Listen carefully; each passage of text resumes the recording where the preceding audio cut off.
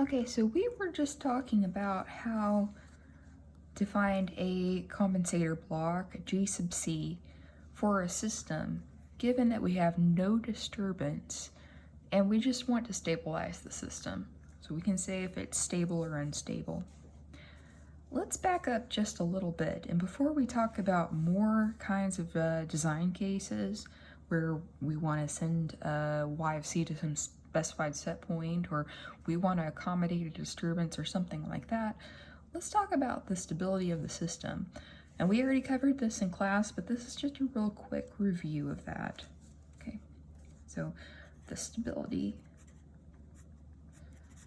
of the G, let's say GP. I want to look at the plant stability. Okay. How do I know if GP is stable or not? Now, if you remember back to the first part of the semester, we were talking a lot about having a model of a system, something like that. For example, we had like something like this.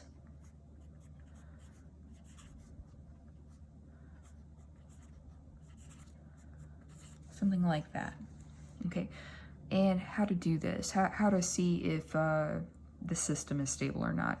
Now, for something like this, we would probably use Routh-Hurwitz, but a third order system, we could actually also use the necessary sufficient conditions. They were simple enough that we could just write them out. First, second, or third order are simple enough cases for that. But we would, in general, develop a characteristic equation. Remember, anything that's a derivative, it gets replaced by a lambda. So I'm writing out that characteristic equation for this system. Okay, and then we would solve for the roots. Okay, and depending on what the lambda sub I are equal to, we would know the stability. If we knew what a lambda sub I were, we could tell the stability. Something that is, say, like over here in the left-hand plane, that's fine. Let's say, like, for example, everything is at -5. This is good, okay? Left-hand plane equals stability. If we have anything at all over in the right-hand plane, let's see that this is even a +2 over here. This is now bad. This is unstable. And our system response plot would look something like this if we were to plot it out. Let's just say that we have a single unstable root. Everything else will decay. And we talked about how to develop all that general solution, equation, all that, repeated roots, complex roots, and all of that. I'm just giving one example here. We would have some initial condition, determine a constant value right here. We'll call that alpha in this case. And then our solution, if there's anything, again, anything in the right-hand plane, it will be unstable. And it'll grow as time increases, much like with the coronavirus and everything out, like the demand for the toilet paper increases just beyond what you would expect. So we've got all of that. Now, here I have a different format. I have transfer functions. A ratio of the output over the input for our system. Something like that, usually in the Laplace domain. Something like this. Okay, now how do I talk about the stability for this ratio? It turns out that it's actually pretty easy. If we look at a GP of S, I'm going to give you an example. Let's just deal with nothing on the numerator right here for now. And we'll talk about something that looks like this. S minus 4 on the denominator.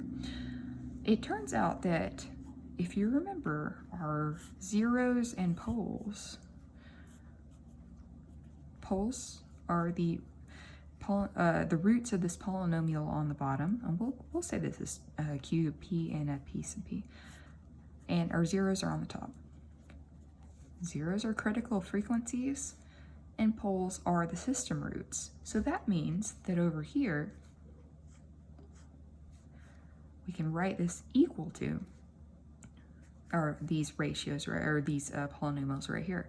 Our poles, in this case, for this specific GP, are given by solving this equation right here.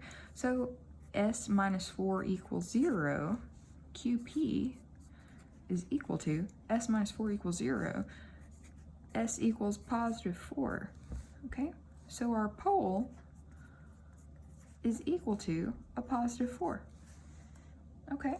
So that means that if we were to, same as we just did, look at our complex plane, okay? We have 1, 2, 3, and 4 right here. Poles are in x, as we'll get to shortly with the root locus. 4 right here. So this is an unstable system. Rather, unstable plant. And why? Because we have a pole within the right-hand plane. Okay. Now, to stabilize this, what we want to do generally is we would design the GC compensator block and stabilize the system by that way.